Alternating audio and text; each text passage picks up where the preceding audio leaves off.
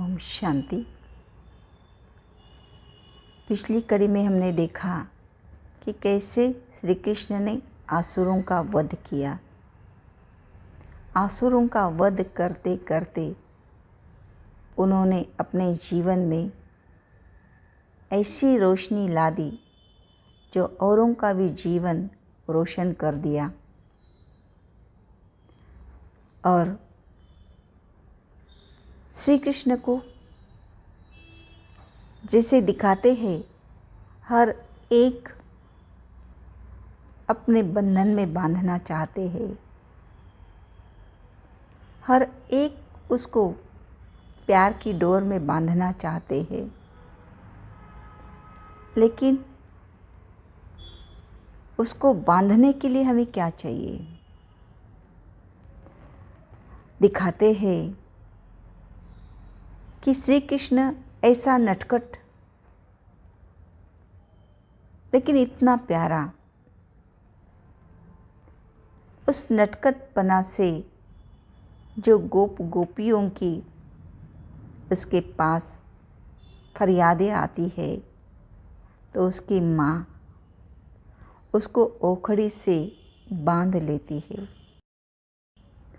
लेकिन यहाँ पे दिखाते हैं जितना भी वो लंबी लंबी रस्सी लेकर के उसको बांधना चाहती है, लेकिन बांध नहीं सकती है। हमेशा 2 उंगलियों का फासला रह ही जाता है। देखो, स्वयं भगवान, उसको हमने आज तक बांधने के लिए क्या क्या नहीं किया होगा। साधु संत महात्माओं ने इतना जप तप किया, एक पैर पर खड़े रहे, फिर भी भगवान को वो बांध नहीं सके। बड़े बड़े विद्वान पंडितों ने भगवान की प्राप्ति करने के लिए या भगवान को बांधने के लिए उन्होंने बड़े बड़े यज्ञ किए, लेकिन फिर भी नहीं बंध सके। क्योंकि भगवान को बांधने के लिए क्या चाहिए? दिखाते हैं जैसे यशोदा ने बांध लिया तो उनके आंगन में जो वृक्ष है, उस वृक्ष को उन्होंने जड़ सहित निकाल लिया, तोड़ दिया, और उसमें से 2 दिव्य पुरुष देवता, जिसका नाम नंद कुबेर मणिग्रीवा, जो शाप मुक्त हुए। अब भगवान जो सभी को शाप मुक्त करने वाला, बंधन मुक्त करने वाला, वो कभी किसी के बंधन में बंध जाएगा? नहीं। लेकिन फिर भी साधु सन्यासियों ने, बड़े बड़े विद्वानों ने यज्ञ तप करके भगवान को बांधने की कोशिश की, लेकिन नहीं। हमेशा 2 उंगलियों का फासला क्यों रहा? क्योंकि मनुष्यों के अंदर का देह अहंकार, जो 2 उंगलियों का फासला भगवान को बांध नहीं सका। भगवान को बांधने के लिए क्या चाहिए? क्योंकि साधु सन्यासी या बड़े बड़े ब्राह्मण यज्ञ करते हैं, आज देखो तो उनके अंदर अहंकार कितना है, इसलिए वो भगवान को बांध नहीं सके। भगवान को बांधने के लिए सिर्फ क्या चाहिए? बस भगवान के आगे अपना पूरा तन मन सहित समर्पण कर दो, तो भगवान आप पे ही बंध जाएगा। आपकी रक्षा करने के लिए। दिखाते हैं श्री कृष्ण, यशोदा मैया जब कहती है लल्ला अब आप ही बताओ, मैं थक गई, मैं हार गई, तब जा कर के वो रस्सी पूरी पड़ जाती है और बंध जाता है। वैसे हम अगर भगवान को तन मन सहित सरेंडर हो जाएंगे तो भगवान प्यार की रस्सी में आप पे ही बंध जाता है, स्नेह की डोर में आप पे ही हमारे लिए बंध जाता है। तो ये है ओखली से बांधने की लीला, जो भगवान को हमें अपना पूरा सरेंडर करके स्नेह की डोर से बांध सकते हैं। और फिर ऐसे भी स्वरूप की लीला उनकी दिखाई हुई है, जैसे श्री कृष्ण के महल से गुजरते गुजरते एक फल बेचने वाली उनके द्वार पर आ जाती है फल बेचने, और फिर वहाँ से श्री कृष्ण आ जाता है और उस फल वाली को कहते हैं मुझे सारे फल चाहिए। फल वाली बोलती है अच्छा ले लो, तो इसके बदले में मेरे पास जो है अभी तो कुछ नहीं है, लेकिन मैं क्या दूँ? तो फल वाली बोलते हैं आप कुछ भी दो लल्ला। और फिर श्री कृष्ण उसके गोदी में बैठ जाता है, उसको प्यार भरी दृष्टि देता है। वो इतनी उसकी दृष्टि लेते लेते उसको अंदर गदगद हो जाता है। फिर वह श्री कृष्ण के लिए कहती है कि अरे मैं नीच जाति की, आप ऐसा नहीं करो। तो कहता है कि क्या आप भी तो एक मनुष्य है ना। ऐसे करके गोदी में बैठ जाता है। फिर उसको कहता है हाँ ठीक है, मुझे सारे के सारे फल चाहिए और जा कर के मैं मेरे लिए आपके लिए कुछ लेके आता हूँ करके वो छोटे छोटे हाथ में वो धान्य भर करके ले आता है। जो लाते लाते उसके हाथ में बहुत ही कम धान्य रह जाता है। तो उसको देखते इतना मोहित हो जाती है। वो कहते बस मेरे पास तो इतना ही धान्य है अब। तो कहते कोई बात नहीं लल्ला, मुझे वो दे दो। ऐसे करते उतना धान्य ले लेता है और पूरी गाठरी भर के वो पूरा फल उसको दे देती है। और जब वो घर में जा कर के वो खुशी खुशी से जाती है, आज बहुत बड़ा सौदा हो गया, बहुत बड़ा सौदा हो गया करके। और जब वो घर में जा कर के देखती है तो उसकी टोकरी पूरी हीरे मोतियों से भरी हुई होती है, सोने चांदियों से भरी हुई होती है। मना भगवान एक कना भगवान के सामने आप अर्पण करेंगे तो कना का मना देता है, मना एक का पदम गुना देता है। जैसे हमें पता है श्री कृष्ण का मित्र सुदामा मुट्ठी भर पोहे में क्या देता है, वैसे एक बात याद आती है श्री कृष्ण का वन भोजन। तो अगले दिन अपने सभी वालों को बोलता है कि आप घर में से अपना डिब्बा लेके आओ। मैं क्या करूँगा, आपके डिब्बे में से एक एक गिट्टी मैं खाऊंगा और मैं आपको मेरे हाथ से एक एक गिट्टी खिलाऊंगा। तो सब वाले लेकर आते हैं, वन भोजन शुरू हो जाता है। तो श्री कृष्ण हर एक को एक एक गिट्टी खिलाता है और एक एक ग्वाला श्री कृष्ण को गिट्टी खिलाता है। तो ऐसे करते करते श्री दामा के पास आ जाता है। तो श्री दामा जो होता है बहुत ही गरीब होता है और वो अपने मिट्टी के पात्र में कुछ लेकर आता है, लेकिन छिपाता रहता है। तो श्री कृष्ण बोलता है अरे तूने कुछ लाया नहीं है क्या? तो उन्होंने कहा क्यों नहीं, मैंने भी कुछ लाया है, मेरी मम्मा को भी कुछ बनाने आता है। तो उन्होंने कहा बहुत प्यार से क्या लाया क्या लाया? तो उन्होंने कहा मेरी माँ ने वृंदावनी दी है।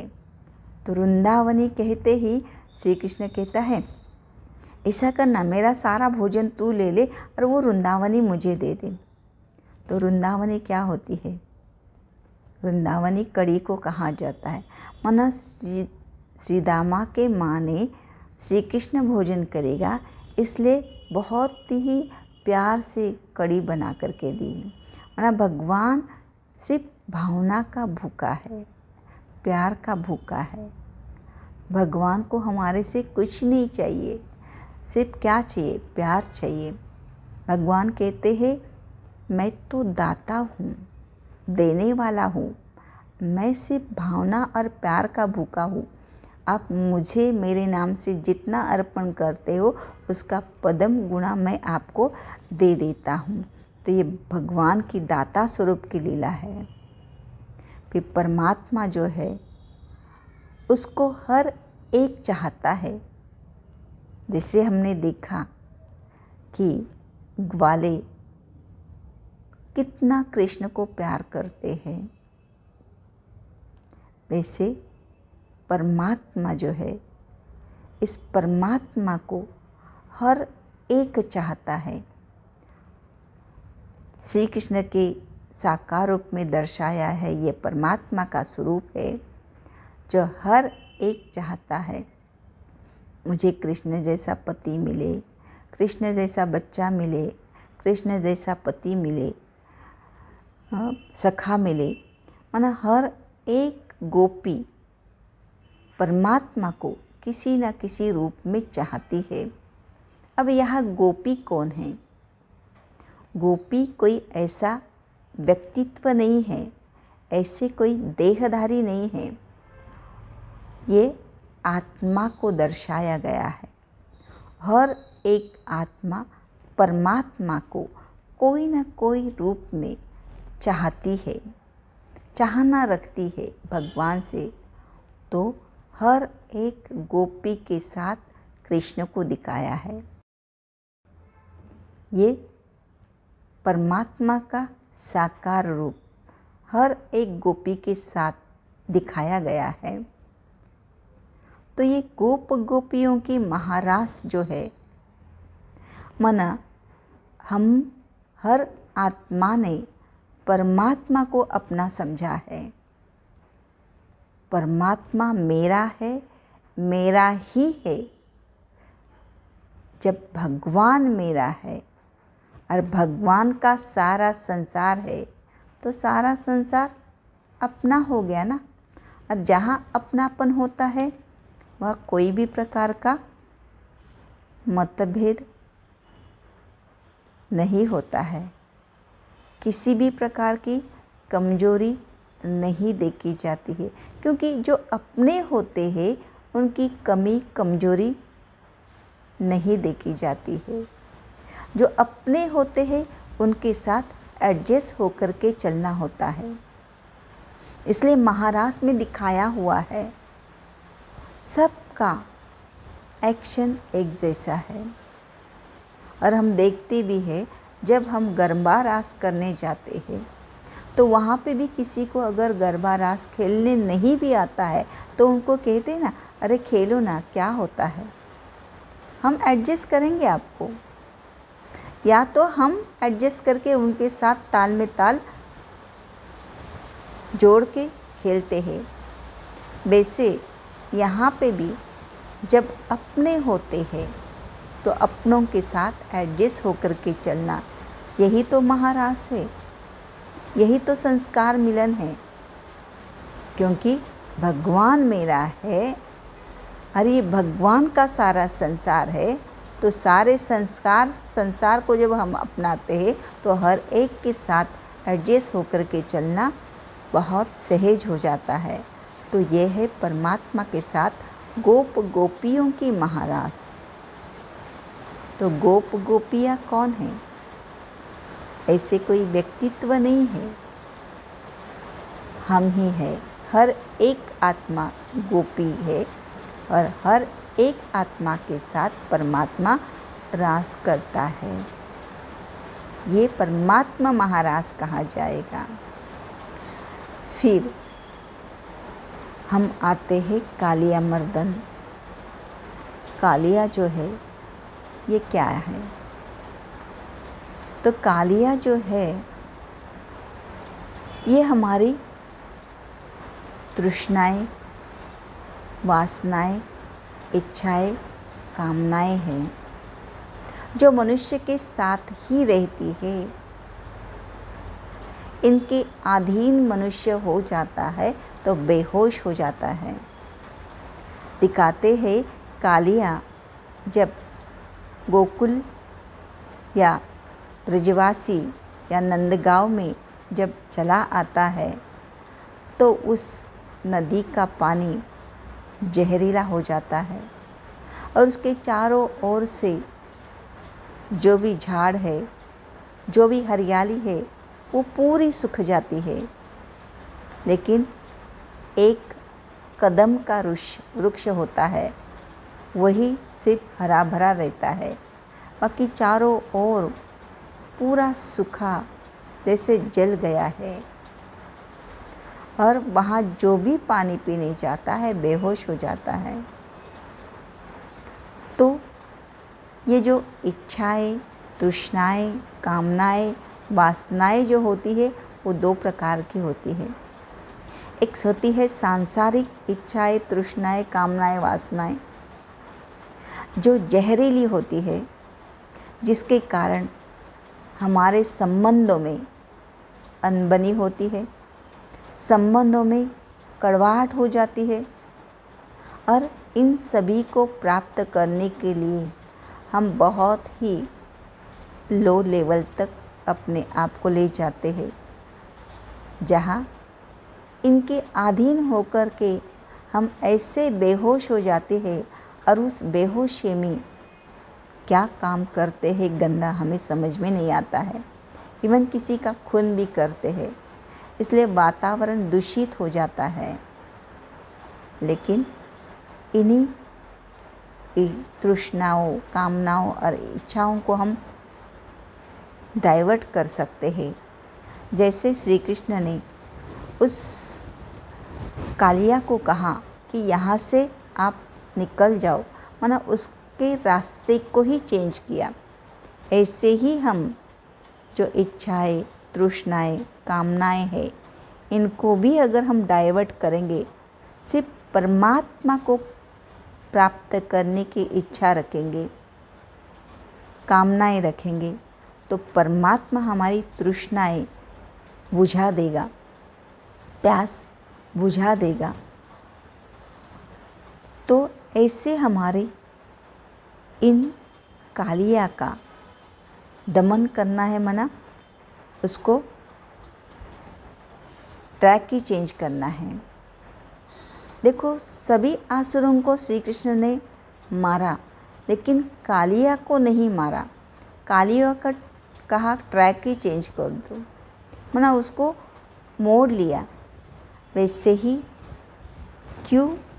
क्योंकि इच्छाएं, तृष्णाएं, कामनाएं, वासनाएं मनुष्यों की कभी मरती नहीं, लास्ट तक उसके साथ रहती है। इसलिए हमें भी मोड़ लेना है। फिर दिखाते हैं कालिया के ऊपर श्री कृष्ण ने क्या किया? डांस किया। क्योंकि हमने सत्य को पहचाना, सत्य को परखा और सत्य को अपनाया। तो इसके कारण भले सांप भी क्यों न हो, सांप भी क्या हुआ? नाचने की स्टेज बन गई। वैसे हमारे चारों ओर कालिया है, मना हर एक के अंदर इच्छाएं, तृष्णाएं, कामनाएं, वासनाएं है। हर संबंधी हो, सगा हो, फ्रेंड्स हो, वातावरण भी क्यों न दूषित हो, तो भी हमको सत्य की पहचान होने के कारण, सत्य को अपनाने के कारण ये भी जो वातावरण आदि है वो हमारे लिए डांस करने की स्टेज बन जाती है। क्योंकि डांस वही करता है, सच तो बीठो नच। जिन्होंने सत्य को समझा है वो कभी स्वस्थ नहीं बैठ पाए, वह मन बुद्धि से खुशी, मन से बहुत डांस करता रहता है, क्योंकि खुशी होती है ना। तो सत्य को अपनाया है, तो ये सत्य को अपनाकर हम कालिया को मर्दन कर सकते हैं, डाइवर्ट कर सकते हैं। तो ये है कालिया मर्दन। फिर आती है गोवर्धन लीला पर्वत। अब इस गोवर्धन लीला पर्वत में दिखाया है कि गोकुल गांव में इंद्र की पूजा करने के लिए बहुत बड़ा फंक्शन होने जा रहा है। तो श्री कृष्ण ने देखा और अपने पिताजी से पूछा कि पिताजी ये क्या हो रहा है। तो पिताजी ने कहा कि ये इंद्रदेव की पूजा हो रही है। तो क्यों?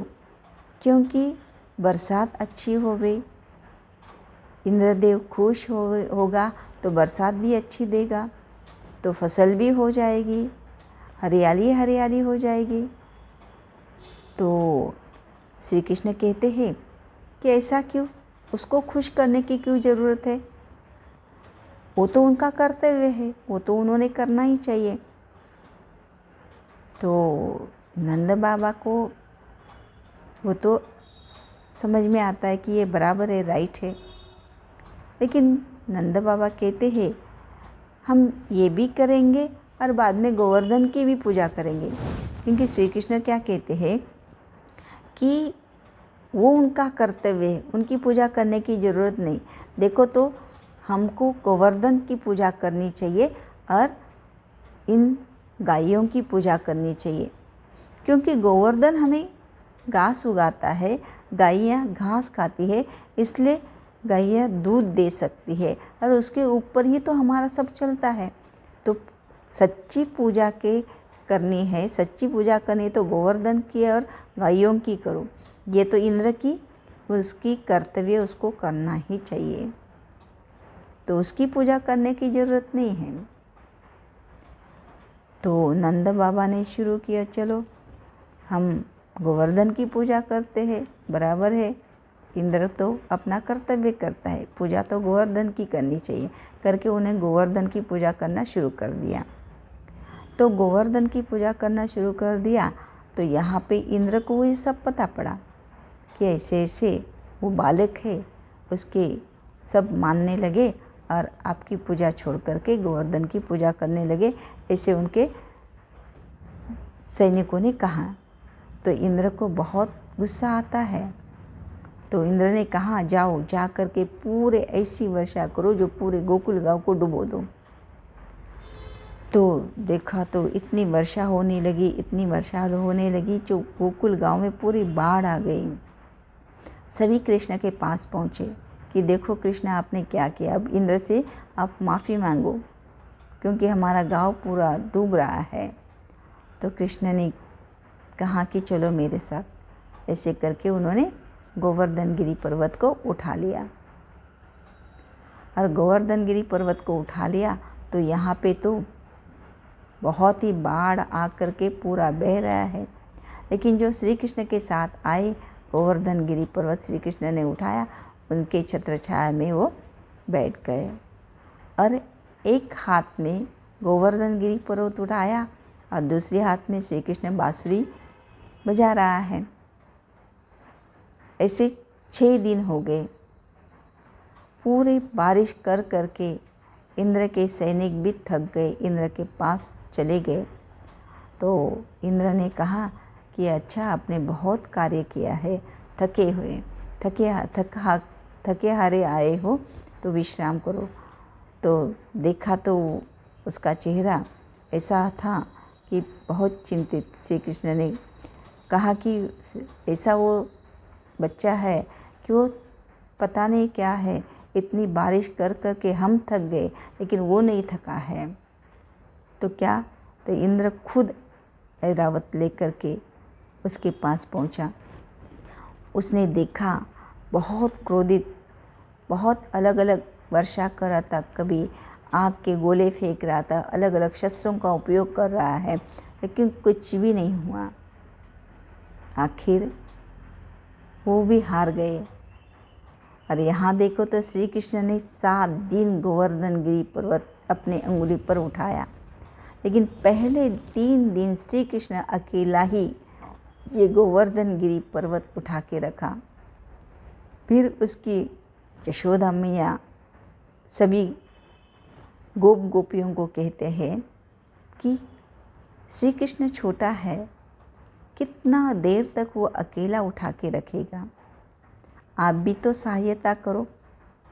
ये 3 दिन के बाद उसके ध्यान में आ जाता है, उसके पहले उसको ये ध्यान में नहीं आता है। फिर उसके बाद 3 दिन के बाद जो गोप गोपिया है, ग्वाले है, वो फिर अपना सहयोग की अंगुली देते हैं और श्री कृष्ण मुरली बजाता रहता है, दिखाते हैं। तो ये मुरली क्या है? परमपिता परमात्मा शिव बाबा इस सृष्टि पर आकर के हमें सत्य ज्ञान देता है, उसको मुरली कहा जाता है।